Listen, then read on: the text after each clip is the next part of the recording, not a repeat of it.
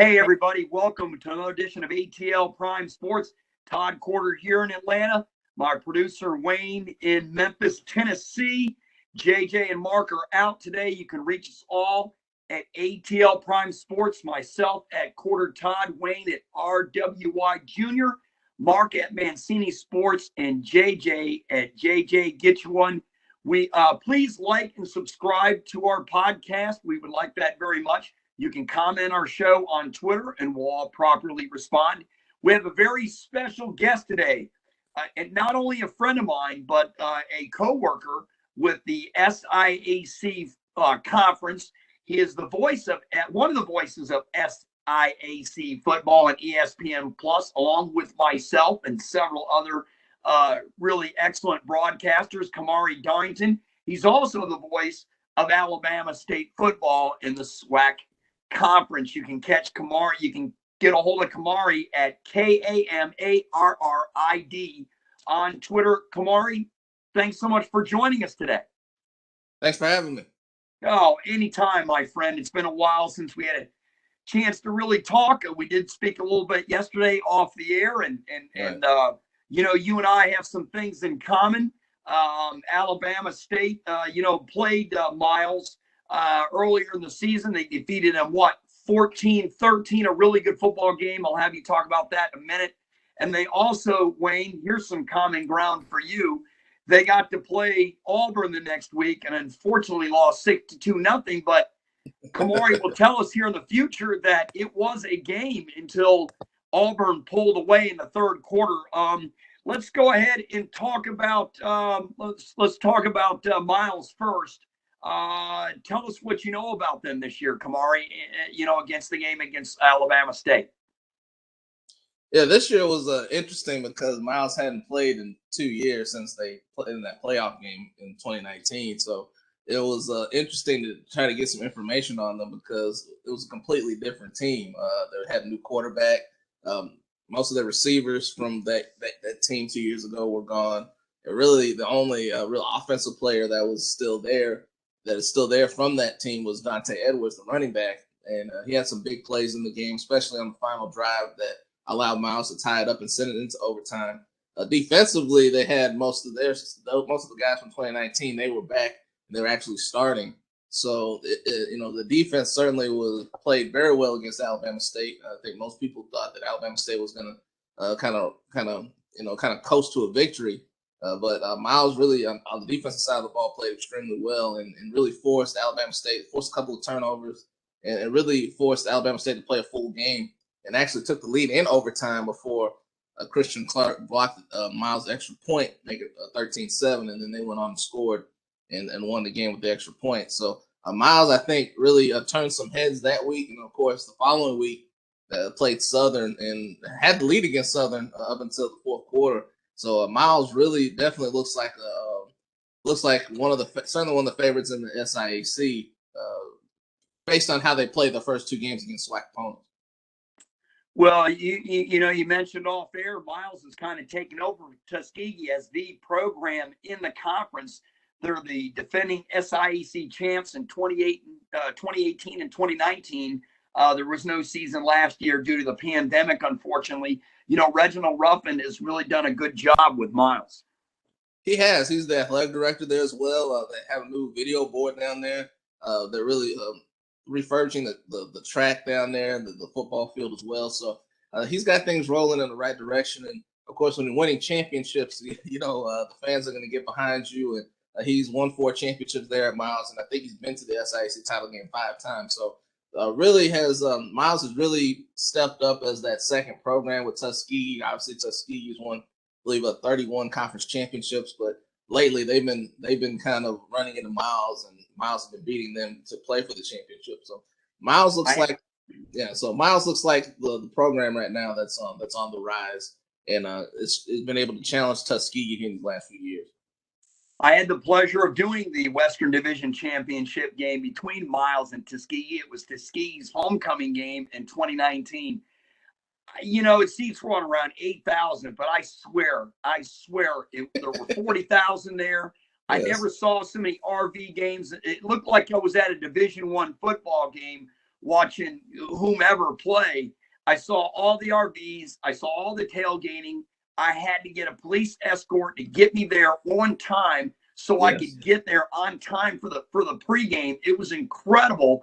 It was incredible atmosphere, and I can't wait till those two get together later on in the season. You know, Miles has got Central State coming up, and I did the game 2 years ago, Kamarri. Actually, how ironic. It was in Central. It was at Central State. It was a driving, nasty, windy, rain-soaked-filled monsoon football game. And Central State was a heavy underdog, but they won it on a 35-yard field goal with less than 30 seconds to play in the mud. It was an incredible victory for them. Central has started off the season 1-1. Bobby Rome, the new head coach for the Marauders, has that program turned around. Let's see. They're going to be playing Miles in 2 weeks. Yeah, Central State is really the last couple of years. They've actually been able to compete in the Western Division. Kentucky State kind of the same thing. They don't have the athletes maybe that Tuskegee or Miles has, but they always seem to have the right connection, the right combination of players that can get things done. They've got an outstanding linebacker in Kalen Abrams. This guy is all over the field. I did the game in 2019 against Clark Atlanta. He was coming back, and he had 2 interceptions in that game. It was really a big part of that win for Central State. Central State can go out there and beat anybody. They beat Tuskegee a couple of years ago at home in a shootout. This is a team you got to watch out for. They're not gonna be intimidated by Miles or anybody in their division, and of course they get to play Kentucky State twice, so that'll be interesting. But Central State is a team that I think year in and year out is going to be a tough team to beat in the SIAC, because they just seem to have, collectively, they seem to have the guys that can go out and get it done. They do, and ironically, I have that broadcast in early November. The game's at Kentucky State with Central State playing them again.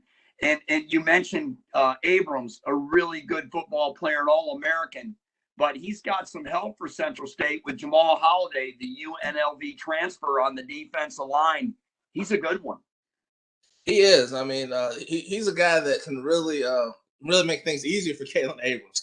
He plugs up the middle, and then Kalen Abrams takes care of business in the middle. So that 1-2 combination there is tough for Central State on the defensive side of the ball, and it allows Central State to kind of be versatile on defensively. Well, when they do hook up eventually with Miles, they're going to have to contend with Miles' running back combination of Kingston Davis and Dante Edwards. They're the ones who are going to tote the rock the most. And also they do like to throw it deep as Miles with Claude Newell, the quarterback. Yeah, it was interesting. The first game against Alabama State, they really didn't throw the ball that much. I think Alabama State's secondary is really, really part of the strength of that defense. And they had a transfer, Jacquez Payton from Jacksonville State, who was all over the field against Miles. So they really couldn't throw the ball until they brought in Jalen Parker, and he made some throws against Alabama State that helped him get down the field. But Claude Newell, he ran the scout team for a couple of years at Miles, so he knows the terrain there. He knows the playbook down there. So he finally got some confidence against Southern, and I think now they have a wide open passing game.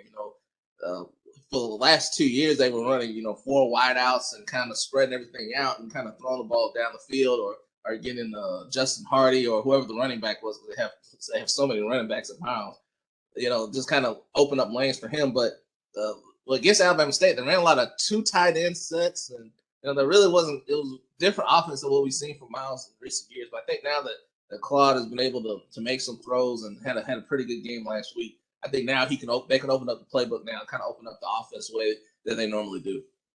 A lot of these teams in the SIAC, they're going with 2 quarterbacks. Central State's going with Siaso Amaya. They had Tariq Henderson did Central State. And then, of course, we mentioned the 2 quarterbacks with Miles. I'm having to prepare for 2 quarterbacks for each team for every game now, because based on who you're playing, that's who the quarterback they seem to be putting in there, or they'll change in the middle of the game and give it to the guy who's got the hot end. So that'll definitely be interesting. Tell me, you had the Alabama State Miles game, and Alabama ended up winning at 62-0, but they really didn't break free until the third quarter. Go from there. Yeah, the third quarter was really where the most action happened. Auburn scored 35 points in that third quarter. And really in the first half when Alabama State really had their best chance of scoring. They were down inside the 5, had to kick a field goal on fourth down, and the kick was blocked, and Auburn returned it for a touchdown. But in the third quarter, they had so many big plays in the game. Had a couple of touchdown receptions. They had an interception return for a touchdown, and so it was really kind of deflating for Alabama State. They really couldn't recover from that quarter, and they ended up getting shut out. But if you look at the way Auburn played in that first half, they can't play that way Saturday against Penn State. They're gonna be behind early if they play that way. But the third quarter is the blueprint for Auburn. Tank Bigsby got going in that third quarter, both running, but they also played Jacquez Hunter.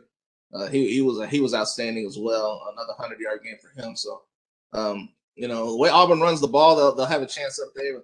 And for Alabama State, I think people kind of figured, people kind of knew that once that kick six, if you will, another kick six for them, once that block field goal for a touchdown happened, they knew that there wasn't anything they were going to be able to do to stop the momentum. So Alabama State, I think people expected them to be 1-1 at this point. They're having their bye week this week, and then they'll play Bethune-Cookman this coming next Saturday. Who just came off a tough effort against Alabama A&M on Thursday night. Almost beat what some people consider the number 1 team in HBCU football. So Bethune-Cookman looks like a pretty strong team, especially on the offensive side of the ball. And so that'll be an interesting game with Alabama State playing its SWAC opener. But it was kind of I think people expect the way it ended up. People expected Alabama State to get blown out, and it was everybody was talking about the Alabama State band. That was pretty much what everybody was looking forward to there at Auburn. But again, it was a good performance by Auburn, especially in that third quarter.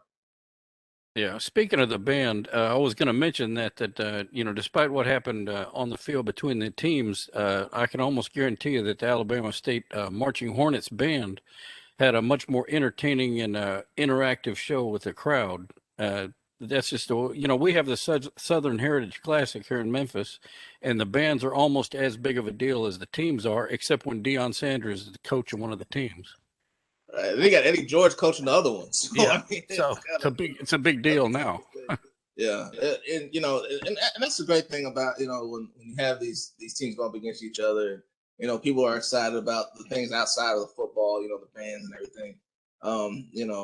I do HBCU football all the time, but it's interesting to go to other places and see how excited that they get to see these bands, and they know that they'll get a really good show from them. So. I enjoyed Alabama State's band, obviously. So yeah, it was good to have them play in front of that big stadium and see how excited the fans were watching them do their thing. Even before the game even starts, when the band comes marching in and gets up into the stands, it's a big pageant, and it's fantastic. Yeah, it's one of the best things about the game. Having them come in and that there's going to be that people are anticipating what they're going to be playing throughout the game and at the halftime show. Yeah, and that's what I love about doing SIAC football or any kind of HBCU football is that anticipation when those bands come in, now the show's getting ready to start. So it's always fun. I played tuba at Memphis State. My wife played clarinet, and currently my son plays trombone. And nice. So it's the thing that we look at, sometimes before we even start watching the game. Right. That's okay. I'm looking at the notes before I start the game. Yeah. And I'm sure you are too, Kamarri. It's great for the SIAC that ESPN Plus has stepped in. Instead of having 5 games, there's now 22 on. It's going to give the conference a lot more notoriety and publicity, and it should be good for the conference. Thanks so much, my friend, for coming on, and we'll have you back on in the near future. Oh, thanks so much for having me. I'll talk to y'all guys later. All right. Talk to you later. That's Kamarri Darrington. You can reach him at Kamarrid on Twitter, and he'll be on future shows. Thanks again, Kamarri, for coming on. We greatly appreciate it. Let's switch over from college football over to Major League Baseball, Wayne. The AL wild card and the NL wild card to me is incredible. The shift since for the NL wild card since about the 5th of September is tremendous. I mean, the Dodgers obviously have it. They're one game behind San Francisco. They're 94-53. San Fran 95-52 for the NL for the division. But the loser of that is going to have to play a one-game playoff, which is an absolute travesty, but we don't have time for that. So when you look at the rest of the wild card, St. Louis 76-69, San Diego 76-60, Cincinnati 76-71, Philadelphia, who's 3 games behind Atlanta for the division, 4 in the loss column, 74-72, 2.5 back. The Reds are a game back. San Diego a half game back. The Mets are 72-75. They're 5 games back, and they're also 5.5 back in the division. But since September 5th, Cincinnati's gone 3-7, and since the 28th of August, they've gone 5-12. San Diego, since the 9th of September, has gone 3-6, and since August 11th, they've gone 11-21. Meanwhile, St. Louis has won 7-8 since the 8th of August, and they have caught up. And to me, this is an incredible story in baseball, Wayne. All of us thought the 3 playoff teams were going to come from the West, and now there's a 2 out of 3 shot that it could come, one of the wild cards could come out of the Central. To me, that is an astonishing turnaround, and I can't wait with 146 games approximately played by everyone, what the last 15 or 16 games are going to be. I have no idea who's going to get it. I have no idea who's going to win the West. I know Atlanta should win the East. Like we said, they're 3 games up, 4 in the loss column. And, for the Braves, to me, the difference is the Phillies have played 500 all year long. The Mets fell apart when DeGrom got hurt. And the Braves had that 13-game winning streak on the road. And that may be the difference for them to win the East. Yeah. Well, the teams that are in there, I would personally rather see New York get in than Philadelphia. And hopefully Cincinnati will be able to get in. Oh, I would love to see a Cincinnati-San Francisco wild card. That tells you I want the Dodgers to win the division. They have the biggest run differential in Major League Baseball. Despite all the injuries they've had, they've still been able to right the ship. They have a great farm system. They've been the most consistent team in the National League with 8 division titles in a row. They won the World Series last year. I know it was a 60-game season, but I don't care about that. You win the World Series, the playoff tier that they had to go through to win it last year, they absolutely deserved it. They picked up Max Scherzer and Trey Turner at the deadline. That's what teams do with deep pockets and a great farm system. They find a way to weather the storm and stay in it. Let's switch over to the AL. To me, this is astonishing. The Yankees had a 13. We'll do the standings first. Toronto's 82-64. They have one of the spots. Boston 83-65. They have the other. The Yankees are 82-65, a half game back. Oakland 79-67, 3 games back. Seattle 78-68, 4 games back. This is incredible. I'll talk about the Yankees first. They had a 13-game winning streak, Wayne, from August 14th to the 27th. They've gone 6-13 since. They had a big losing streak in the last 19 games. They lost last night to Baltimore. You look at Toronto, and I know you love this part of the story. I can already starting to see you smile before you smile. Since August 28th, they have gone 16-3. What a miraculous turnaround.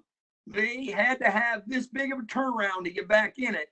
And Boston has gone, they treaded water. They've gone 9-9 since the 28th of August. To me, this is an incredible story, Wayne. You still have 5 teams fighting for 2 spots in the AL, and you have 5 teams fighting for one spot in the NL and a division and a couple of division titles, 2 teams fighting for one spot in the West for the win the division, and obviously in the East. Wayne, the Blue Jays, and you kind of picked them on. You thought they would get on a hot streak, but I didn't think it'd be this hot. This is ridiculous. Well, the only thing that's kind of disheartening is the AL West. They've got Houston in, and then the rest of everybody else of that whole AL West is looking for a wild card spot. I know Texas is ahead of Baltimore right now. Oh, for the finals. But that's the only team they're ahead of right now. That's correct. They are, but I mean, you know, you picked Toronto to get back in this thing, and JJ and I thought you were nuts. I'm like, but you know, Mancini did it too. He stuck with his guns all season long. I just didn't think they'd get back in it, but they have. I give them credit. In the last 15 or 16 games or so in Major League Baseball, they're going to be absolutely awesome, and I can't wait to see it down the stretch. I have no idea who's getting in the wild card spots in the AL. Common sense tells me to pick Toronto and Boston, but when the Yankees are counted out, that's usually when they're at their best. Oakland and Seattle are hanging around. If they go on a big run in their last 16 games, they can get in. In the NL, St. Louis was dead for water in mid-August, and they've turned it around back to the NL. And I thought it was going to be between San Diego and Cincinnati. It just shows it's never over till it's over. You know, yes, the Mets are under 500. They'd have to go on an amazing streak to get it, but they're still in it, but their chances are small. And the Phillies, they've just been a 500 season team all season long. I don't see it changing. I do see Atlanta winning the division, you know, with their massive home run hitting infield of Freddie Freeman, Ozzie Albies, Swanson, and Riley. You know, Swanson at short and Austin Riley at third. Dansby Swanson at short. This is a home run hitting team, and you know, Atlanta getting Adam Duvall to help out when they lost Acuna for the season. They picked up George Soler, and you know, they've done a really good job of holding the fort down while Acuna has been hurt. In ways, the lineup has gotten a lot better. It's really relied on power, and Ozzie Albies Wayne has done a great job at the leadoff spot. Yeah, well, as far as the National League goes, St. Louis always gets hot near the end of the season. They do. And for me, in the American League, I'm gonna say anybody but Oakland. Nothing like using our personal bias here on the show. Right. I like it. Let's flip back from Major League Baseball back. We'll go over to football again. We'll talk about your team in the National Football League, the Atlanta Falcons. Everybody knows they lost their first game to Philadelphia. It was their worst opening day regular season loss since 1987 when they lost 48-10 to Tampa Bay. Here's a fun-filled fact from the game. I told you off air that Devontae Smith scored his first NFL touchdown for the Eagles in the same spot on the same side of the end zone as he caught the national championship pass for Alabama against Georgia in the national championship game to win it. One pass he caught for the Eagles, his NFL pass from Jalen Hurts, who happened to be replaced by Tua in the national championship game because he was struggling, and he caught the touchdown pass in the same spot, the same end zone, and same everything to win the national championship from Alabama. I'm thinking Devontae Smith's favorite spot has got to be down at Mercedes-Benz Stadium in that corner of the end zone. To me, that's an astonishing statistic. Yeah, and not so astonishing if it were basketball and you were choosing your spot, but in football, it's very rare that you have that many of catches in the same style in the same spot in 2 different type of games. That's incredible. And Devontae Smith, he's already off to a great start, and he had a great college career. Let's talk about the Falcons, and let's discuss Matt Ryan. This here chirps me. The folks on Twitter, whether it's the media, the fans or whatever, saying that, the Super Bowl loss that Matt Ryan had in the Falcons versus Tom Brady and the Patriots has been in Matt Ryan's head, and he's 0-5 against Tom Brady in his career. I find this to be absolutely absurd. Absurd. Now, does Matt Ryan probably think about the Super Bowl loss every once in a while when he's hanging around by himself and he's not hanging around his wife and kids? Sure, he's human, but he's moved on. I mean, this is a great, great Hall of Fame, future Hall of Fame NFL quarterback. And, these fans that want a new quarterback for the Falcons, they're absolutely, no, not right now. Quarterback is the least of the Atlanta Falcons' problems.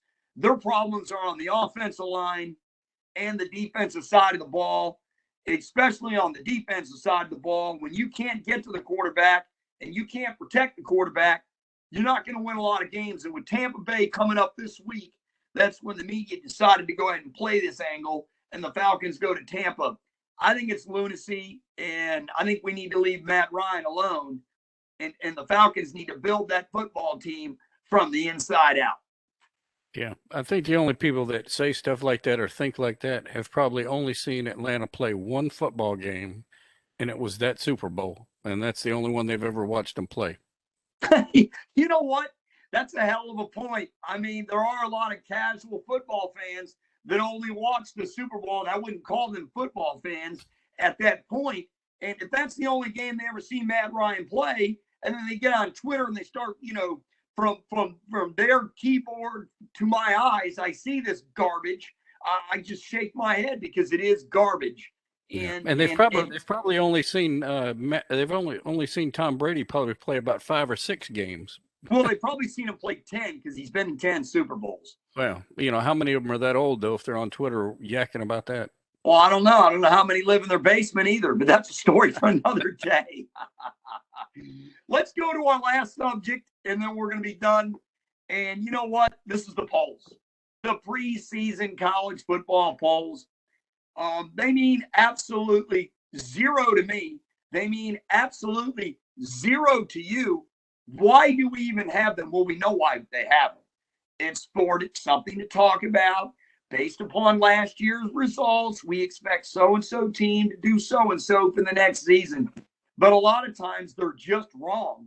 And you've already seen a numerous amount of upsets in college football, a la Montana over Washington, a la Jacksonville State over Florida State. And by the way, Jacksonville State, they don't even have a play-by-play guy on the radio. Their games are all streamed. So, huge upsets. I know that Washington was in the preseason polls. Florida State was not. But I don't think they should put polls in until they put the playoff poll, which is halfway through the season? Do they approximately do the playoff poll? But there's no way they'll never do it because it's something to talk about. Your thoughts on that? Well, I don't think they should start ranking teams until they start their conference play. And then, another team that kind of got put too high up was North Carolina. They got beat by Virginia Tech, which I expected them to get beat. And then they played Georgia State, and they beat Georgia State. But, that's to me, that's not enough to stay up there. And really, when you rank a team's preseason, all you're doing is, this is a baseball reference, is you're starting some of these schools on third base. Right. You're not giving them, or you're giving them more of a break than you are teams that, may go undefeated the whole season and have to struggle to even get in the top 25. And then you got teams up there that start off, and this has happened to Michigan before, USC, they'll start up ranked in the top 5, and it'll take 3 losses in a row before they finally drop them out of the top 25. That's an excellent point. As Tim Brando would say, pure playoff privilege, and you do have pure poll privilege among the big name schools, like you mentioned, Michigan, USC, Ohio State, Alabama, Georgia, and etc. Those teams do get the benefit of the doubt before the Coastal Carolinas or the Louisianas and etc. You're right, Wayne. That's an excellent point. That is the end of our show. We'll be back next week. We have the voice of the Georgia State Panthers on to discuss the Georgia State game versus Charlotte coming up. The Panthers are 0-2. They need a win desperately because they have Auburn the following week. Yeah. Yes, they do. And as our producer Wayne here smiles about that being an Auburn Tigers guy and a Memphis Tigers guy. And I used to call Memphis State. That's how old I am, and I got to be careful when I do that. Oops, I just did it now. Yeah. So till then, till next week, I'm Todd. He's Wayne. Join us on ATL Prime Sports. We'll have Dave Cohen as our guest again to discuss the Panthers game against Charlotte. Have a great weekend, everybody.